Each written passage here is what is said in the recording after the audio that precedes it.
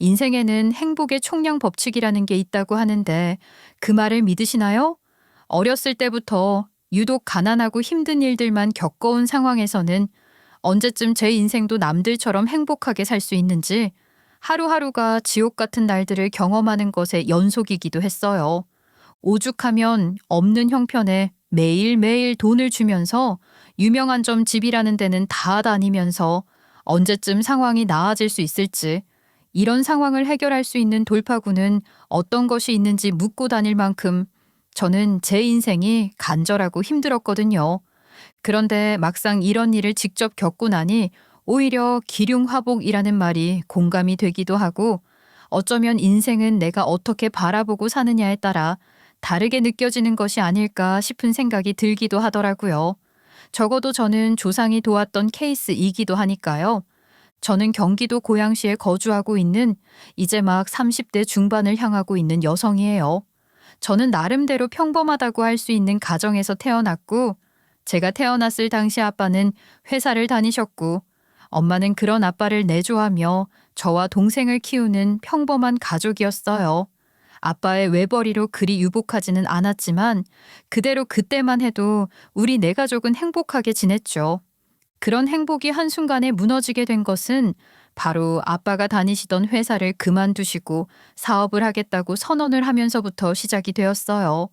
아빠는 회사를 다니며 버는 돈보다 사업을 하면 더 큰 돈을 빠르게 만질 수 있다고 생각했고, 사업 아이템은 바로 동네에서 흔히 볼 수 있는 나름대로 규모가 좀 있는 동네 마트였어요. 동네 마트는 망할 일이 절대 없다고 하면서 호기롭게 시작을 하셨지만 생각보다 사업에 대한 준비가 잘 되지 않았는지 매출이 그리 좋지 않았고, 결국에는 개업한 지 약 1년 만에 경제적으로 문제가 되면서 마트는 오래 버티지 못한 채 그렇게 대차게 망하게 됐어요. 당시 아빠가 열심히 일을 한 대가인 퇴직금까지 모두 다 쏟아부어서 시작을 했던 사업이고, 엄마의 신용까지 모두 다 끌어다 쓴 사업이었기 때문에 망한다면 우리 집 자체가 무너지는 일이라는 걸 너무도 잘 알았는데, 문제는 함께 동업을 했던 동업자가 모든 돈을 들고 튀면서 결정적으로 집이 무너지게 됐어요. 그 당시 아빠는 나름대로 해결을 해보려고 여기저기서 막아대면서 노력을 했지만 돈 나올 구멍이 없는 상태에서 밑 빠진 독에 물을 붓는 격이었고, 사실상 우리 집은 완벽하게 실패를 하고 망한 집이 되어버렸어요. 제가 너무 어렸을 때 집이 망했던 터라 망한다는 것 자체가 무슨 의미인지 몰랐지만, 생활을 함에 있어서 예전처럼 평범하게 일상을 보낼 수 없다는 걸 피부로 느끼게 되면서 너무 이른 나이에 우리 집이 정상적이지 못하다는 걸 이해할 수밖에 없는 현실이었죠. 막상 완벽하게 망해버린 상황에서 아빠는 그 상황을 받아들이지 못하고 방황을 잠시 하셨고, 그런 아빠를 더는 견딜 수 없었는지 어느 날 엄마는 제가 혼자 있는 집에서 시장을 다녀오신다고 하며 집을 나가셨고, 저는 어린 마음에 직감적으로 엄마가 저와 동생을 버리고 집을 떠난다는 걸 느꼈어요. 하지만 차마 돌아서 나가시는 엄마를 잡지 못하겠더라고요. 그리고는 집에서 목을 놓아서 펑펑 울었어요. 그 당시 너무 강렬하게 기억하는 이유는 너무 큰 충격으로 다가왔기도 하고, 엄마가 다시는 돌아오지 않을 것만 같다는 생각이 정말 강하게 들었거든요. 그렇게 엄마를 잡지도 못한 채 집에서 펑펑 울고 있었는데 약 30분 정도가 지난 후 엄마가 갑자기 빈손으로 집으로 들어오시더라고요. 아니, 누가 죽었어? 왜 울고 있어, 너는? 응? 아니야, 안 울었어. 엄마, 나 배고파, 밥 줘. 뜬금없이 들어오셔서 화를 내며 울고 있는 저에게 뭐라고 하셨어요. 그때는 엄마의 퉁명스러운 말보다도 엄마가 다시 돌아왔다는 사실이 저를 안도하게 했어요. 나중에 성인이 된 후 엄마와 이야기를 나누면서 알게 된 사실이었지만 제가 생각했던 직감이 맞았더라고요.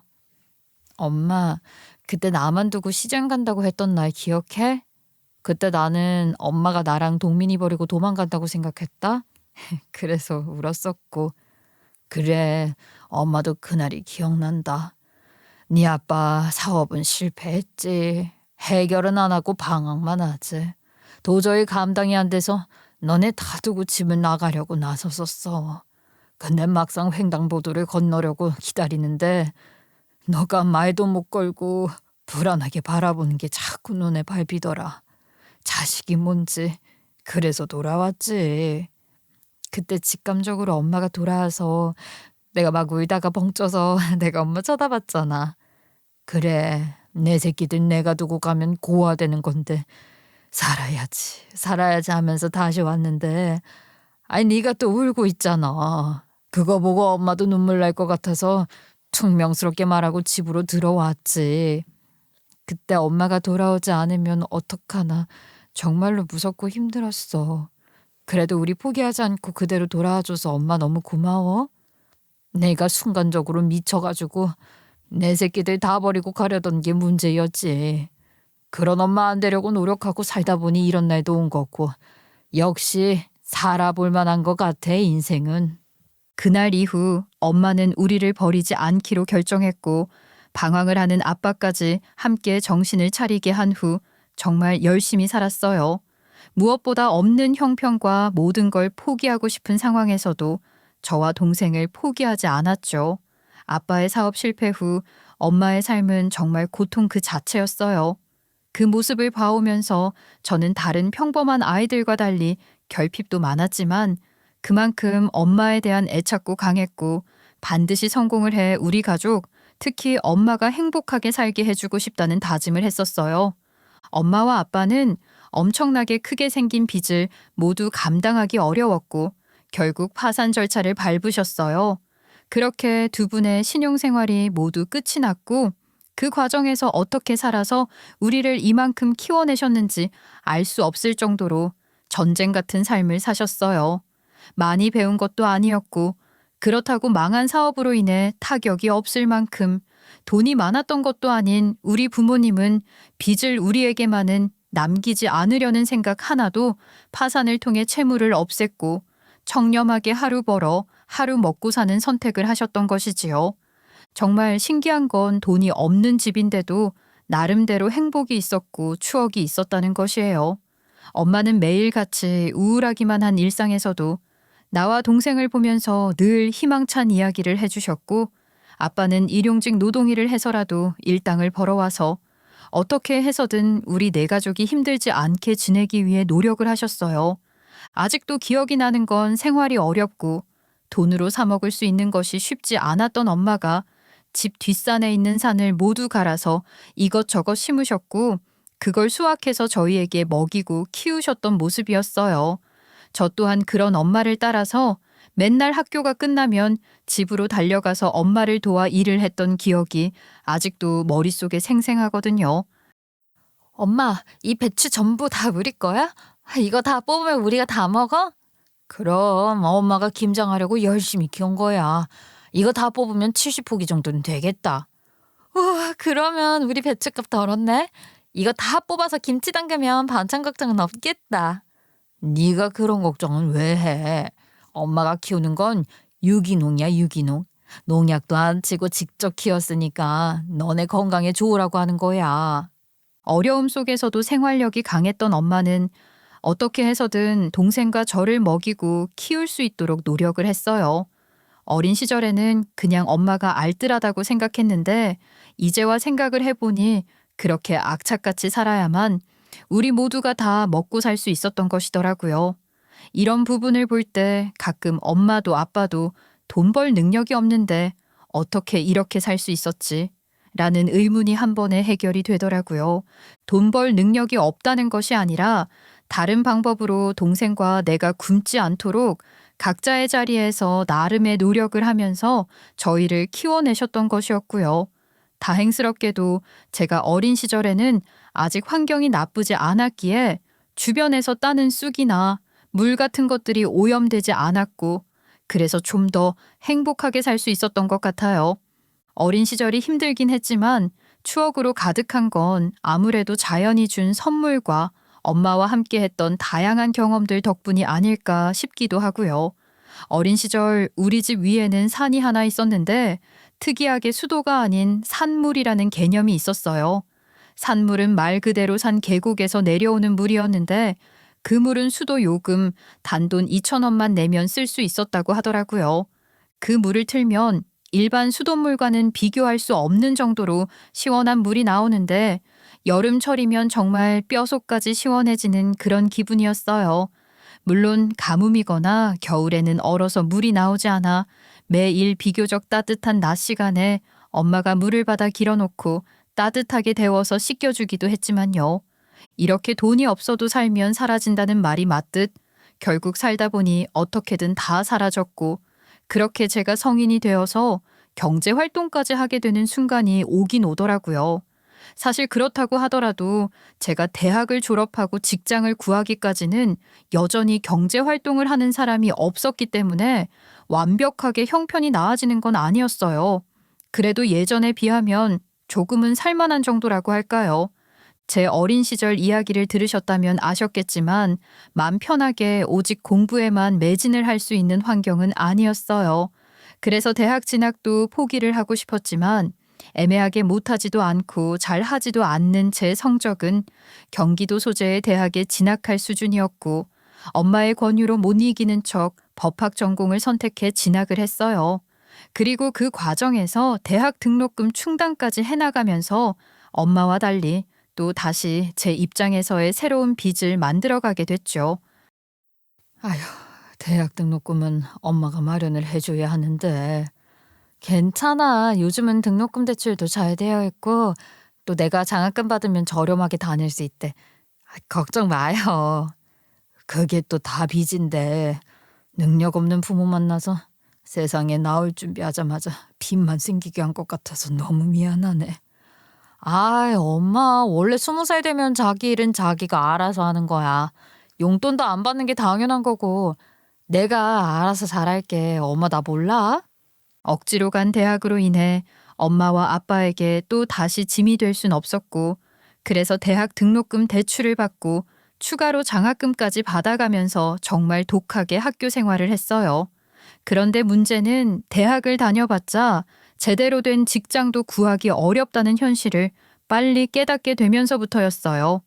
공부를 그만둘까 고민을 하던 중 우연하게 편입이라는 제도를 알게 됐고 제 인생에서 딱 한 번 없는 형편에 부모님을 조르고 졸라서 올인을 하게 된 것이 바로 편입 준비였어요. 정말 독하게 공부를 했고 그 결과는 저를 배신하지 않았죠. 저는 한 번에 서울 소재의 대학으로 편입에 성공했고 그로 인해서 제 인생은 완벽하게 달라지는 걸 조금씩 느끼면서 지냈답니다. 살면서 전혀 경험을 해본 적 없는 서울에 있는 대학을 졸업하면서 할 수 있는 아르바이트의 퀄리티도 확연하게 달라지더라고요. 나름 서울 대학 재학을 하고 있다고 하니 여기저기서 과외 문의가 빗발쳤고 처음에는 고민을 하면서 시도했던 과외가 쏠쏠한 수입원이 된다는 것을 알게 됐어요. 과거 제가 대학생이던 시절에는 시급만 원도 되지 않는 시기였고 몇 시간씩 열심히 노동을 해도 돈을 많이 벌지 못하는 상황이었는데 스펙을 완전히 바꾸고 나니 일주일에 딱 2번 2시간씩 과외를 해주면 한 달에 무려 80만 원이라는 큰 돈을 벌 수 있더라고요. 이런 상황은 저에게 완벽한 신세계였고 돈이 필요했던 저는 잠도 줄여가면서 과외란 과외는 다 하며 돈을 벌었어요. 학교를 다녀야 하는 건 어쩔 수 없는 일이었기 때문에 일과 병행을 하기 위해서 나는 과감하게 일주일에 딱 3번 학교를 나갈 수 있도록 시간표를 조정했고 나머지 시간은 오직 돈이라는 목적을 두고 일반 과외부터 시작해서 그 당시 한창 유행을 하고 있던 화상 과외 그리고 학원 강사까지 하면서 가르치는 것 안 해본 것 없이 닥치는 대로 일을 했고 시간을 보냈어요.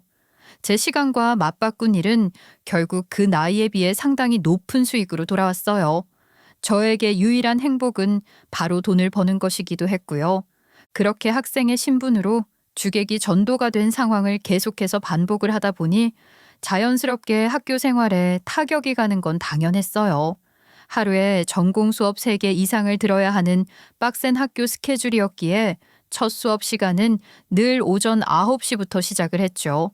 매일매일을 학교 일 집을 반복하며 지내니 친한 동기도 없고 흔한 정보통도 없이 마치 아웃사이더처럼 혼자서 학교를 다녔던 건 사실이에요. 그러던 중 저에게도 신기한 인연이 생기려고 했는지 뜻밖의 경험을 하게 되었어요. 오전 9시 전공 수업을 마치고 난 후 급하게 다음 수업으로 나가려고 하던 중 어떤 남학생 하나가 빠르게 걸어가는 제 어깨를 붙잡고 말을 걸더라고요. 학교에서 아는 사람이 전혀 없던 저는 너무 놀래서 쏘스라쳤고 놀란 저를 보면서 당황한 듯 보이더라고요. 학교에 친구가 없었기 때문에 누군가 말을 건다는 것 자체에 대해서 상당한 경계심을 느꼈고 그 남학생을 노려보면서 말을 했어요. 아, 깜짝이야. 뭐야, 누구세요? 저 아세요? 놀라셨다면 정말 죄송해요. 같이 수업을 듣는 학생인데, 저 진짜 이상한 사람 진짜 아니거든요? 네, 제가 좀 놀래서. 근데 무슨 일이세요? 제가 지난 학기부터 쭉 봐왔는데 성실하고 너무 예쁘신 것 같아서요. 그냥 다른 뜻은 없고요. 친해지고 싶어서요. 번호 받아볼 수 있을까요? 네? 제 번호요? 저는 오직 돈과 가족만 바라보면서 살아왔던 터라 저에게는 연애 생각도 일종의 사치에 불과했어요. 그래서 저에게 아는 척을 하면서 번호를 묻는 그 남학생이 신선하게 다가오긴 하더라고요. 연애에 서툴렀고 뭔가 좀 어색했지만 내심 나쁘지 않은 기분에 남학생에게 번호를 넘겨줬어요. 내심 번호 받아가 놓고 정말 연락을 하긴 할까 싶은 생각을 하며 혼자 웃었지만 놀랍게도 정말 연락이 오더라고요. 그렇게 대화가 시작됐고 우리는 결국 인연이 되었어요. 남자친구는 상당히 잘생긴 외모였고 사랑을 많이 받고 자란 듯한 외동아들이었어요. 어느 날 제가 학교를 가기 위해 지하철을 기다리는 곳에서 첫 차를 타고 와서 저를 기다리고 있더라고요. 제가 왜 여기까지 왔냐고 물었을 때 학교 가는 시간 동안 저를 보고 싶어서 왔다고 하면서요.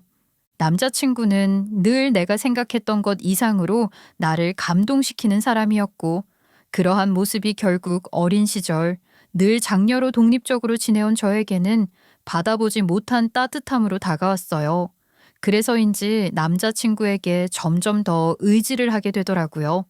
그렇게 만난 남자친구와 저는 오랜 장기 연애를 했고 결국 제가 취업에 성공할 때까지 계속 만남을 이어나갔어요. 제 나이가 24살이 되던 해부터 처음 만났고 제 인생 첫 남자친구라고 해도 과언이 아니었던 사람이었기 때문에 저는 이 남자친구 말고는 제 인생에서 다른 남자 자체를 생각해 본 적이 없었어요.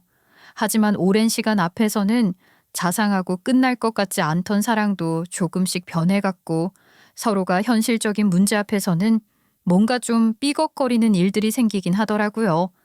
외동 아들이었던 남자친구는 저와의 결혼을 빠르게 하고 싶어 했고 그쪽 부모님 역시 마음이 크셨지만 이건 어디까지나 남자친구 쪽 생각이었고 우리 집 사정은 좀 달랐어요. 부모님은 빨리 결혼을 했으면 하는데 자기 생각은 어때? 나 외동이기도 하고 그래서 가족이 빨리 생기셨으면 하나 봐. 나는 아직 준비가 안 됐고 무엇보다 우리 집이 그럴 환경이 못 돼. 조금만 더 미뤘다가 생각을 해봤으면 좋겠어. 연애를 하는 내내 결혼에 대한 압박이 상당히 컸지만 애써 미루면서 지내왔고 그러던 중 제가 대학 졸업을 하고 난 후 좋은 계기로 취업을 성공했어요.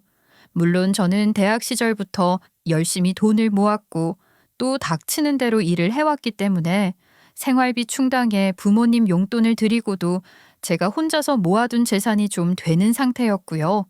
돈을 굴리는 법을 모르던 어린 시절과 달리 회사에 입사를 하니 다양한 투자나 재테크에 대한 눈이 트이더라고요. 그래서 우연한 계기로 회사 선배를 통해 원룸 투자를 할 기회가 생겼고 평소에 담이 작던 나는 투자 자체에 대해서 잘 할 수 있을까 싶은 생각이 들었지만 결혼을 생각하면 내가 없이도 부모님이 좀 더 안정적으로 살았으면 하는 마음이 컸기 때문에 큰 맘 먹고 과감하게 투자를 했어요.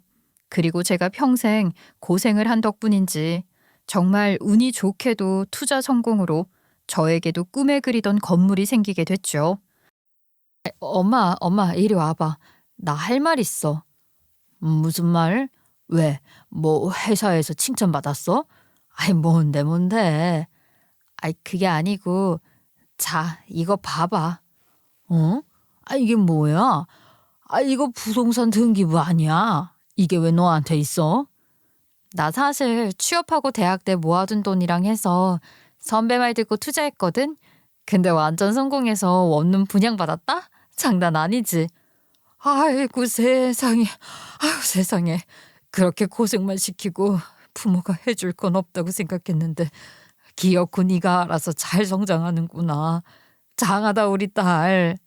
아이 엄마가 이만큼 키워줬으니까 이렇게 집도 생기는 거지.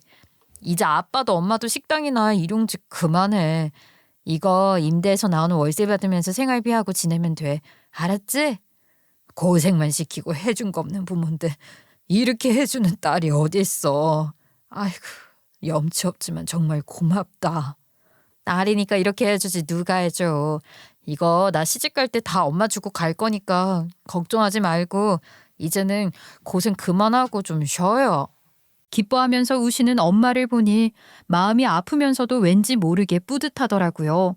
그리고 이제는 제 나름대로의 고민스러웠던 것들을 해결하게 되자 남자친구가 그렇게 원하던 결혼을 준비하는 것도 나쁘지 않겠다는 생각이 들었어요.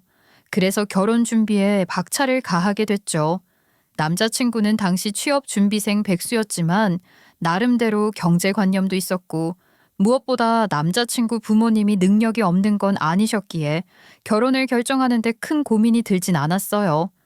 남자친구에게 결혼에 대한 이야기를 하고 백수라고 해도 믿고 평생을 함께 하고 싶다는 이야기를 했고 그 소식을 남자친구가 바로 예비 시부모님께 이야기를 했나 보더라고요. 곧바로 얼굴을 보자고 하셔서 그 주 주말 예비 시부모님들을 뵈러 인사를 갖고 그 자리에서 폐물 이야기를 하셨어요. 아유, 우리 승민이가 아직 직업도 없는데 믿고 결혼까지 해준다고 하니까 내가 너무 고마워서 뭘 해줘야 할까 고민하다가 패물해주고 싶어서 만나자고 했어. 예비 시어머니가 이야기를 하자 좀 당황스러운 마음도 있었고 꼭 폐물을 해줄 것이라면 오히려 결혼 준비나 집 마련을 하라고 돈을 보태주면 좋을 것 같아 은근슬쩍 폐물이 필요 없다고 거절을 했는데 계속해서 해주고 싶다고 이야기를 하시더라고요. 어머니, 정말 폐물은 안 해주셔도 괜찮아요. 저희끼리 수준에 맞게 적당히 반지나 나눠 끼면 될 것 같아요. 아니야.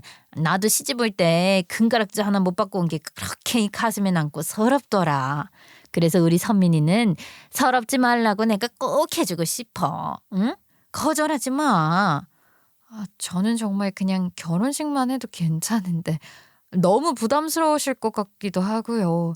승민이 자체를 좋은 사람이라고 생각해서 결혼하는 거예요, 어머니. 저 정말 괜찮아요. 아유, 어른이 말하는 거 자꾸 그렇게 거절하는 것도 안 좋은 거야. 내 말 무슨 말인지 알지? 알았지? 적절하게 거절을 했음에도 끝내 팔까지 저어가면서 해주겠다고 하신 예비 시어머니의 말에 어쩔 수 없이 받겠다고 했어요. 그리고 난 후 곧바로 간 곳이 바로 종로에 있는 금은방 거리였는데 길거리에 즐비한 큰 금은방을 모두 지나치고 난 후 골목을 돌고 돌아 안쪽에 위치한 곳으로 데리고 가시더라고요. 여기 안쪽에 있는데 내가 단골이야. 다이아도 커팅 잘해주면서 싸게 잘해주는 데야. 안녕하세요. 아, 예, 안녕하세요. 아유, 예비 며느리 모시고 온다더니 오셨네. 네, 제가 이쁜 거 하나 해주고 싶어서 왔어요. 오늘 좋고 예쁜 거 많이 보여줘요. 아유, 그럼요. 잘해드려야죠. 가격은 맞춰드릴 수 있으니까 그 편하게 얼마 생각하고 왔는지 말해보셔요. 저는 한 300까지 생각하고 왔는데. 아유, 그 정도 금액이면 충분하죠. 자, 봐요. 여기가 퀄리티도 좋고 가격도 저렴해서 괜찮아. 선민아, 부담 갖지 말고 마음에 드는 거 막 골라. 알았지? 두 사람의 대화가 끝나자마자 금은방 사장님은 보석을 쫙 펼쳐서 보여주더라고요. 근데 문제는 보여주는 것들이 죄다 옛날식이고 제 스타일은 하나도 없더라고요. 사람이라면 누구나 취향이 있기 마련인데 너무 구닥다리식이었던 것도 사실이었고요. 마음에 드는 게 있냐고 자꾸 묻더라고요. 자, 골라봐. 마음에 드는 게 없니? 아, 네. 저 딱히 정말 안 해주셔도 괜찮아요. 어휴, 보는 안목이 높네. 기다려봐. 이건 안 내놓는 건데. 이거 어때? 아, 이거는 좀 괜찮은 것 같아요. 이거 마음에 들어요. 그래? 이건 얼마짜리예요, 사장님? 아이고, 눈은 또 많이 높으시네. 그런데 어쩌나 이건 500짜린데. 사모님이 생각하신 예산이랑 안 맞아. 아유, 아가씨, 눈은 높네.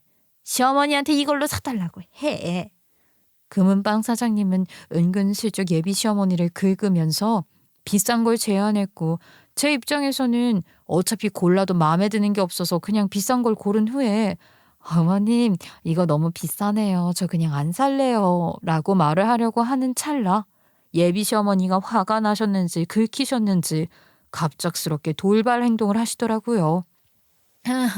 그래? 그럼 돈 모자르니까 이 목걸이로 부족한 거 녹여서 해요. 아유, 이거 14K야. 어머니 아니에요. 그렇게까지 하실 필요 없어요. 아, 진짜 괜찮아요. 예, 하고 싶다면서. 이 정도는 해줄 능력 돼. 그냥 해. 저 어른 말 들어. 어머니, 저 정말 괜찮은데. 더 이야기를 하기에는 너무 단호한 모습을 보였고 결국엔 울며 겨자 먹기로 그날 예비 시어머니의 목걸이까지 두면서 하게 되었어요. 근데 그 소식을 들었는지 남자친구가 늦게 저희 집 앞으로 찾아갔고 그 일로 정말 대판 싸움이 났죠. 너 비싼 폐물 받고 싶어서 엄마 목걸이까지 뺏어서 폐물해달라고 했어? 뭐? 아, 내가 그 소리 할 줄 알았어. 절대 아니야. 그냥 나는 안 하려고. 절대 아닌데 왜 그 자리에서 목걸이까지 주고 왔어? 아, 내가 백수라서 본전 생각이 났냐? 야, 너 무슨 말을 그렇게 하냐? 끝까지 들어. 내가 팸을 받고 싶지 않아서 일부러 비싼 거 고르고 안 하겠다고 하려는데 그 금은방 아줌마가 선수쳐서 이렇게 된 거야. 아, 내가 계속 아니라고 했는데 어머니 자존심에 그냥 하신 거라고. 그게 말이 돼? 너도 솔직히 하고 싶은 마음이 있었으니까 그런 일이 생긴 거 아니냐고. 어떻게 이러냐? 그깟 폐물이 그렇게 중요했어? 본전 생각이 났냐고. 너 거기서 말 조금만 더 함부로 하면 진짜 결혼이고 뭐고 다 안 할 거야. 엎을 거야. 내가 말했지. 애초에 폐물 필요 없다고. 근데 어머니가 서운하다고 해주신다고 한 거잖아. 그래서 잘 거절하려고 내 딴에 한 거라고. 나도 그 목걸이 불편하고 찾아오고 싶다고. 남자친구의 막무가내식 이야기를 들으니 화가 나기도 했고 실망스럽기도 해서 소리 지르듯 이야기를 했고 제가 정말 화를 내는 모습을 보니 남자친구도 정말 그런 건가 싶은 마음에 누그러지더라고요. 그리고 이내 다시 금은방을 찾아가서 목걸이를 찾아오게 됐고 폐물을 하는 일은 없던 일로 만들었어요. 물론 목걸이를 가지고 간 후에 곧바로 제작에 들어가서 줄 수 없다고 버티는 금은방 사장님 덕분에 머리가 좀 아팠는데 남자친구가 집요한 성격으로 화도 내지 않고 꾸준하게 사장님을 찾아가서 어떻게 괴롭혔는지 결국 금 가공을 위해 업체로 넘겨진 목걸이를 금은방 사장님이 굳이 연락을 해서 찾아왔더라고요. 남자친구 집요함 진짜 못 이기겠다고 하면서요. 목걸이를 돌려드리며 예비 시어머니에게 정말 폐물 안 해도 된다고 말씀드렸어요. 그러자 예비 시어머니는 상황이 이렇게 된 이상 꼭 해야 한다고 하시면서 폐물을 해주는 게 본인 로망이자 꿈이라고 하시더라고요.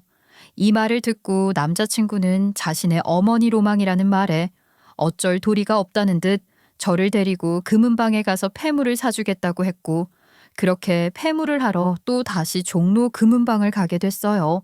그런데 그렇게 폐물 문제로 갈등을 겪고 상한 기분으로 가는 것이 맞나 싶은 생각을 할 겨를도 없이 이 일로 인해서 남자친구의 본 모습을 알게 되는 일이 여기서 시작을 했다는 것을 깨닫게 되는 일이 생겼어요.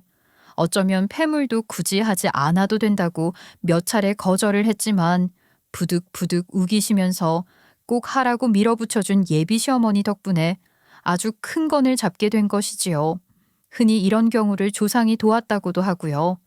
남자친구와 다시 폐물을 보러 간 날 짜증은 좀 났어도 제대로 골라야 해결이 될 것 같아서 이것저것 보면서 디자인을 고르고 있던 중이었어요. 남자친구가 갑자기 엉거주춤하며 휴대전화를 잡더니 전화가 왔다고 하면서 잠시 밖으로 나가더라고요. 저는 신경 쓰지 않고 고르던 중 커피를 많이 마셔서 그런지 화장실이 가고 싶어서 나와 화장실을 찾고 있었어요. 처음 오는 길이니 화장실을 찾기 어려워서 여기저기 돌아보다가 화장실을 찾았고 그 안으로 들어가려고 하는 순간 화장실 앞에서 정말 우연하게 들려온 예비 신랑인 남자친구와 가게 여직원 목소리를 우연하게 듣게 되었고 저는 현실을 부정할 정도로 큰 충격을 받게 되었어요. 뭐야, 제대로 좋아하지도 않는다더니 폐물까지 하러 오고 나 좀 기분 나쁘려고 해?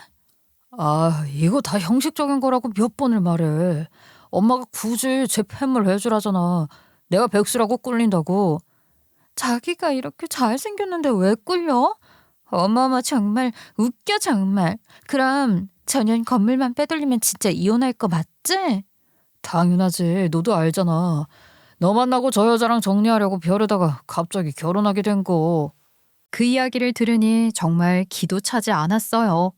예비 시어머니가 우기지만 않았어도 오늘 폐물을 고르러 이곳을 오지도 않았을 거고 이 사실도 전혀 모른 채 바보같이 지냈을 텐데 오히려 예비 시어머니가 자진해서 자기 아들이 쓰레기라는 걸 저에게 나서서 알려준 꼴이 된 것이었어요.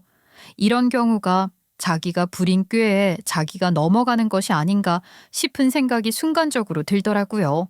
이 사실을 모두 다 듣고 난 후 화가 나는 마음의 다리가 다 후들거리더라고요. 그런데 그 순간 제가 결심한 건 당장 이 사실을 알리고 파혼을 하는 것이 아니라 복수를 하는 것이었어요. 그동안 저를 위해서 한 행동은 모두 다 거짓말이었고 이미 마음이 식을 대로 식은 상황에서 백수인 자신의 상황을 좀 더 무마하기 위해서 저를 이용해 먹으려고 결혼을 하는 남자친구의 의도가 뻔히 보였거든요. 물론 결혼 후에도 저 여자와 계속 바람을 피우면서 저를 능멸할 것이 분명했고요. 저는 그 말을 모두 다 들었고 녹음까지 한 상황임에도 불구하고 남자친구와 별다른 이야기도 그리고 화도 내지 않은 채 폐물까지 모두 고른 후 헤어졌어요. 속에서는 이미 천불이 나는 상황이었지만 제대로 된 복수를 하려면 이 정도는 참아야 한다고 생각했거든요. 그리고 난 후 남자친구에게 어떤 내색도 하지 않은 채 곰곰하게 생각을 했어요. 어떻게 하면 그 두 년 놈들에게 잊을 수 없는 복수를 할 수 있는지, 그리고 제가 당한 이 수모를 돌려줄 수 있는지에 대해서 고민을 하면서요. 생각보다 제대로 된 사이다 복수를 생각해내는 일이 쉽지 않았고, 덕분에 정말 모든 제 열정을 쏟아가면서 몇 날 며칠을 고민하고 또 고민했던 것 같아요. 그 상황에서도 남자친구는 제가 이 모든 상황을 전혀 알지 못한다고 생각을 했는지 평소처럼 대하면서 스킨십도 서슴지 않게 하더라고요. 그런 모습을 보니 파렴치하다는 것이 정확하게 어떤 경우인지를 제대로 확인할 수 있겠더군요. 복수를 하기 위해서 매일매일을 모르는 척 남자친구와 결혼 준비를 하는 그 기간이 저에게는 정말 지옥과도 같은 시간이었어요. 아무렇지도 않게 평온하게 웃으면서 같이 밥을 먹고 생활을 한다는 게 고역이더라고요. 덕분에 남자친구 입장에서는 제가 결혼 준비를 위해서 다이어트를 하면서 살이 빠졌다고 생각을 했지만 사실은 엄청난 스트레스로 인해서 밥도 잘 먹히지 않고 분한 마음에 잠도 오지 않는 상황이 반복되면서 자연스럽게 10kg 이상이 빠지더라고요. 사람들이 하는 말로 역시 마음고생만큼 좋은 다이어트는 없다는 말이 있더니 이런 경우를 두고 하는 말인가 싶었어요. 물론 두 사람이 저를 두고 하는 말을 듣고 난 이후부터는 남자친구와 그 여직원에 대해 정말 할 수 있는 모든 걸 동원해서 알아내려고 노력했어요. 그런데 저라는 사람 하나가 혼자서 모든 걸 캐내고 알아낸다는 건 생각보다 쉬운 일이 아니더라고요. 어느 순간 한계에 부딪히면서 확신을 두고 도움을 받아서 해결을 해야 할 필요가 있다고 생각했어요. 이것저것 검색을 해보니 적법하게 탐정업을 하는 사무소가 있었고 그곳에 의뢰를 하면 2주 이내에 빠르게 모든 것들이 확인 가능하다고 하더라고요. 그래서 용기를 내 찾아갔고 사건을 의뢰했어요. 그리고 난 후 정말 2주라는 시간이 지난 시점에 탐정 사무소에서 연락이 왔고 상당히 큰 건을 가져다 주셨어요. 어떻게 알아낸 것들이 있을까요? 제가 결혼식도 얼마 안 남아서 빠르게 진행을 좀 해야 할 것 같아서요. 네, 그렇지 않아도 확실하게 잡아왔습니다. 일단 그 여직원은 유부녀더라고요. 네, 저 대화하면서 얼핏 들었는데 유부녀 같더라고요. 결혼까지 했으면서 기가 막혀 참나. 두 사람이 만난 건 작년 여름에 휴가를 간 양양에서 처음 만났다고 하더라고요. 거기서 즉석 만남했고 서로 결혼한 거 여자친구 있는 거 속이고 만난 듯 합니다. 작년 여름이요? 저한테는 가족여행 간다고 했었는데 거조차 속였네요. 거기서 만나서 둘이 서울까지 와서 계속 연락을 했고 결국 남자친구분이 불륜을 하시는 것이나 다름없더라고요. 만난 지는 작년부터니까 아직 1년이 막 안 됐습니다. 탐정이 워낙 자세하게 많은 걸 알려준다는 건 알았지만 두 사람이 어떻게 만났고 어느 정도 만남을 가졌는지까지 알려준다는 건 생각하지 못했는데 막상 알게 되니까 너무 충격적이기도 하고 황당하기도 해서 말이 안 나오더라고요. 그리고 탐정의 정보력에 감탄을 하면서 이 정도면 충분하게 두 사람을 보내버릴 수 있겠다는 생각이 들었기도 하고요. 무엇보다 상간녀는 유부녀였고 그 배우자인 남편 역시 이런 사실을 까맣게 모르고 있다는 소식은 저에게 마치 하나의 희소식처럼 들려왔어요. 이런 사실들을 알게 되면 보통의 여자들은 파혼을 할 준비부터 하겠지만 제 입장에서는 생각이 달랐어요.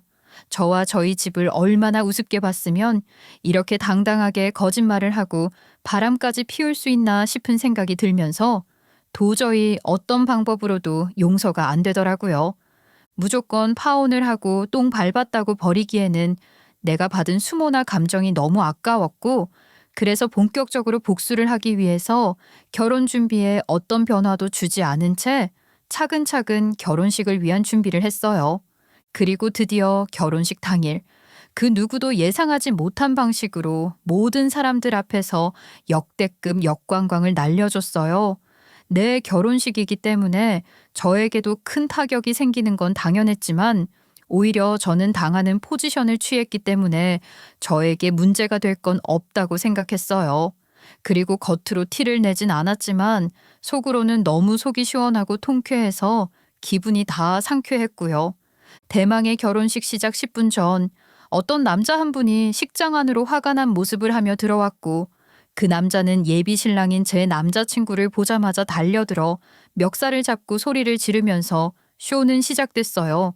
별 다른 문제 없이 결혼식 진행을 준비하던 남자친구는 갑작스럽게 모르는 얼굴의 남자로부터 멱살을 잡히며 욕설을 듣자 황당한 듯 그 남자를 떼어내면서 화를 내더라고요. 그 사람이 누구인지 전혀 알지 못하니 간도 크게 그렇게 당당하게 소리를 지르는구나 싶더라고요. 뭐야? 당신 나 알아? 왜 남의 결혼식 와서 이런 깽판을 쳐? 혹시 선민이랑 연관된 사람이야? 뭐야? 그래? 자신이 멱살을 잡히는 그 순간에도 자기 잘못은 전혀 생각하지 않고 그 남자가 저로 인해서 온 사람이라고 생각하는 꼴을 보니 정말로 정이 더 떨어지더라고요. 그 남자는 남자친구 말을 듣자마자 어이가 없다는 듯 식장이 떠나가라 소리를 지르며 이야기를 했어요. 뭐? 선민이 연관된 사람? 이게 지 잘못은 모르고 아주 당당하네. 내가 누군지 알려줘? 너 김소진이 알지?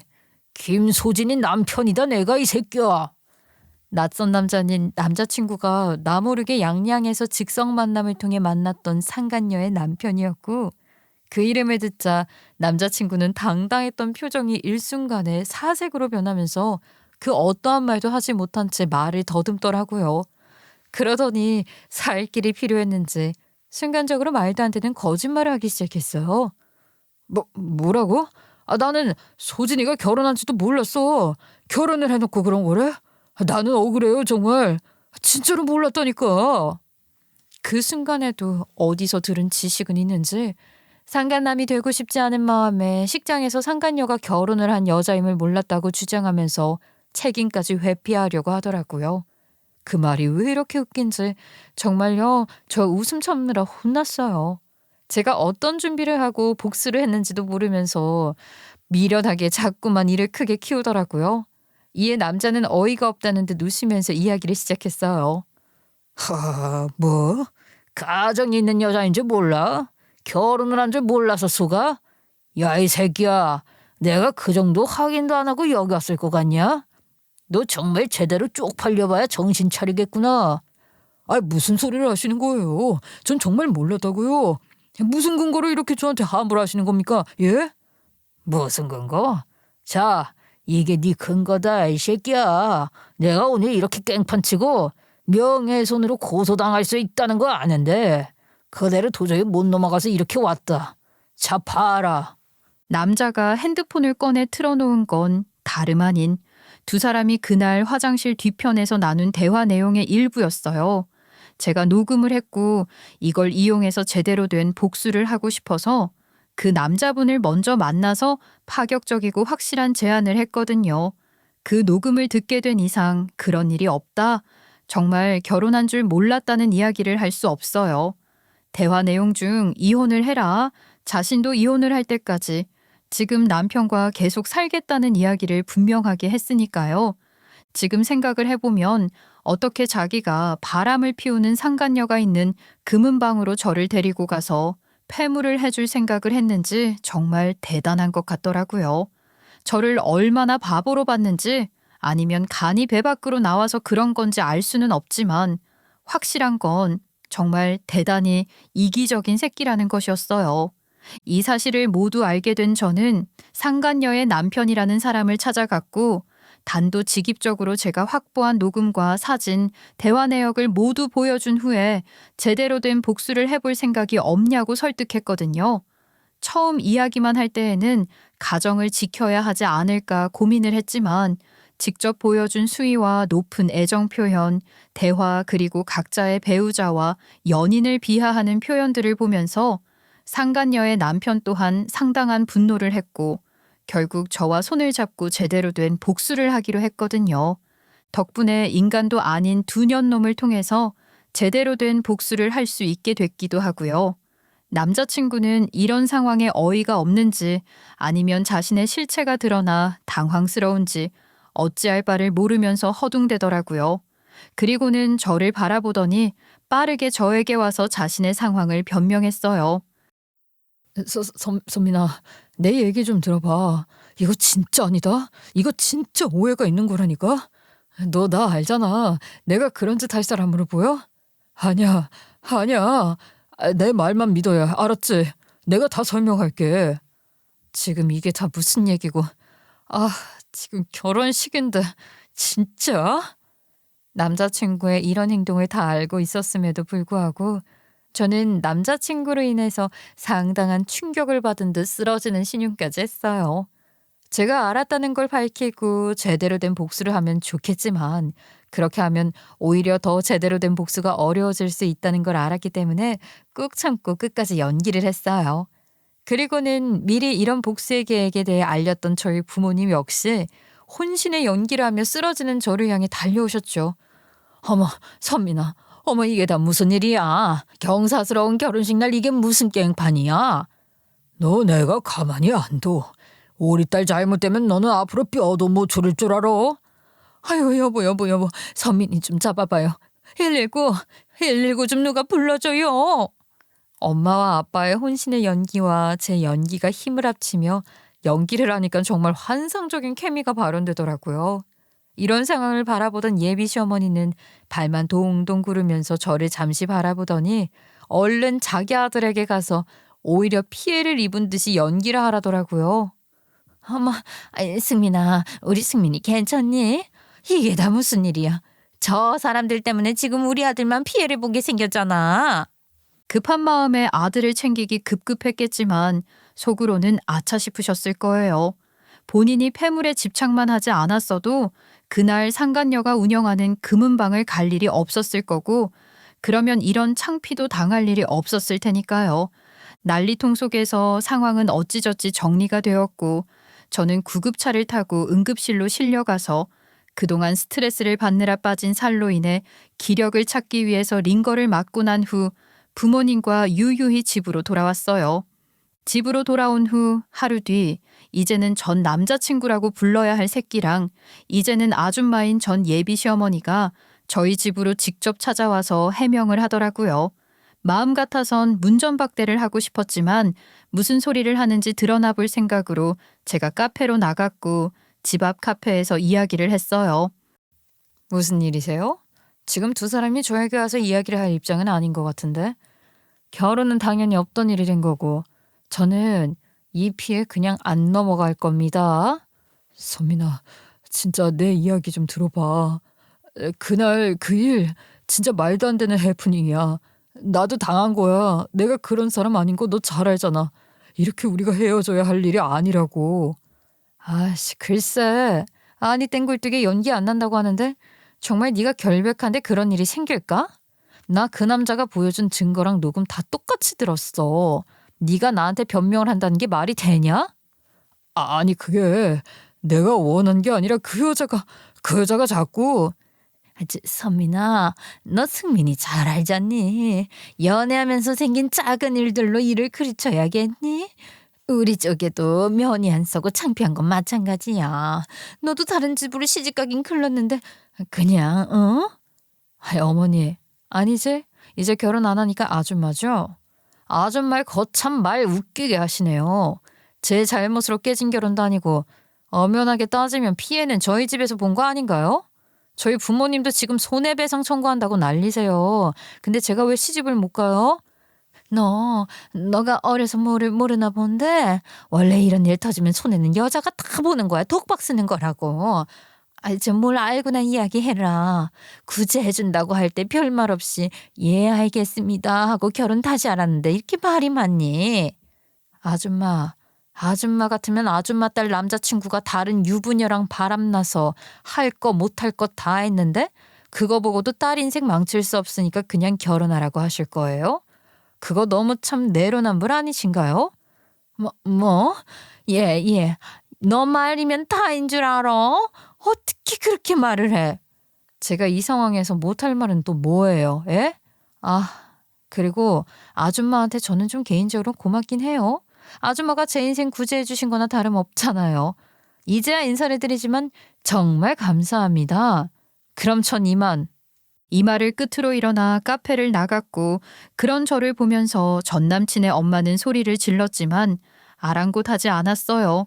아직 다 끝난 건 아니었고 제대로 된 복수를 위해 마지막 한 발이 남았기 때문에 충격을 받고 용서할 수 없다는 태도를 일관하며 파혼 통보와 함께 법적 책임을 묻기 위해서 손해배상 청구 소송을 동시에 진행했거든요.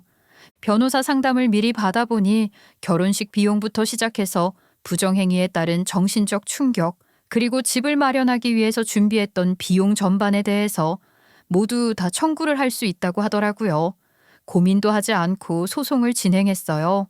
그리고 상간녀의 남편분에게 들은 이야기지만 전 남자친구는 명백한 상간남이었고 이를 이유로 상간소송까지 당하게 되면서 양쪽에서 소송에 휘말리는 상황에 놓였다고 하더라고요.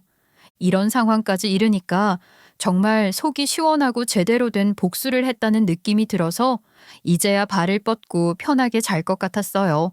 단순히 우리 둘 사이에서 마무리가 된 것이 아니라 결혼식을 통해 전 남자친구의 파렴치한 모습까지 모두 다 공개를 하게 된 격이었기 때문에 더는 얼굴을 들고 다니기도 어려운 수준이 되었기도 하고요.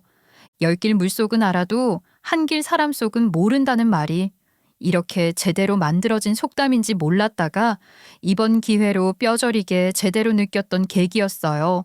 또 이런 남자로 인해서 파혼이 아닌 복수를 위해 결혼식까지 거하게 한 판을 짜게 된 제 용기에도 박수를 쳐주고 싶었고요. 한바탕 드라마 같은 복수 혈전이 모두 마무리되고 다시 평온한 일상으로 돌아왔어요. 결과적으로 모두가 다 알고 계시겠지만 저는 파혼을 했고 다시 일상을 되찾으면서 회사 생활을 하고 행복하게 일상을 살아나가고 있답니다. 전 남친은 이제 꼴도 보고 싶지 않고 제 인생에서 완전하게 삭제가 되었으면 하는 마음이 크지만 생각대로 쉽게 사라져 주지는 않더라고요. 소송까지 진행하게 되자 어떻게든 상황을 해결해야겠다는 마음이 급급했는지 만나주지 않자 회사까지 찾아와서 이야기를 하자며 강압적으로 굴길래 정신을 차리도록 해야겠다는 마음에 한 번은 만나서 모든 이야기를 들려줬어요. 왜 이렇게 연락이 안 돼? 나 때문에 속상한 건 알지만 이제 나는 정말 너 말고는 없다. 그러니까 마음 좀 다시 돌려줄 수 없을까? 아, 도대체 구차하게 왜 이래 진짜. 네가 아직 정신을 못 차렸나 본데 너 아직도 모르겠니? 그 판이 다 누구 때문에 짜여진 건지 정말 모르겠어? 무슨 소리야?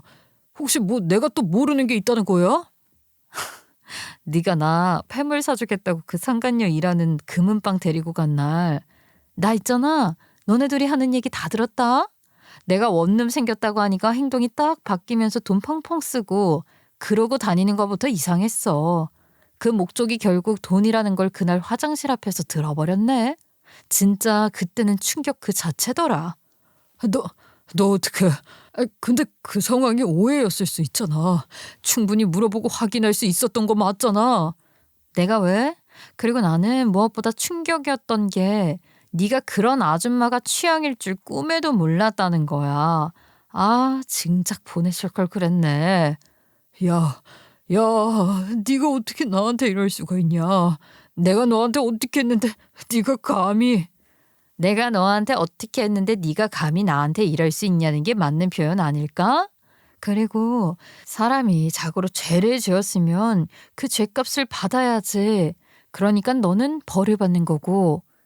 모든 진실을 이야기하자 전 남친은 화를 주체하지 못하겠는지 막 일어나서 물을 끼얹는 것도 모자라서 저를 향해 컵을 조준하더라고요.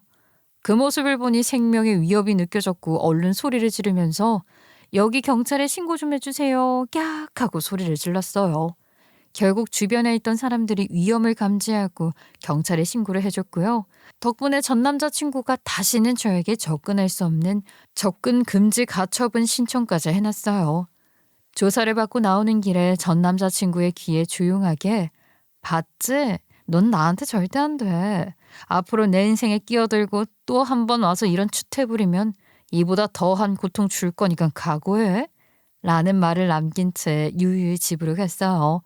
제 말을 듣고 어이가 없다는 듯이 저를 째려보던 전 남친. 저는 신경도 쓰지 않고 그대로 나갔고 그렇게 제 대학 시절 내내 함께했던 전 남자친구를 제 인생에서 완벽하게 지워낼 수 있었어요.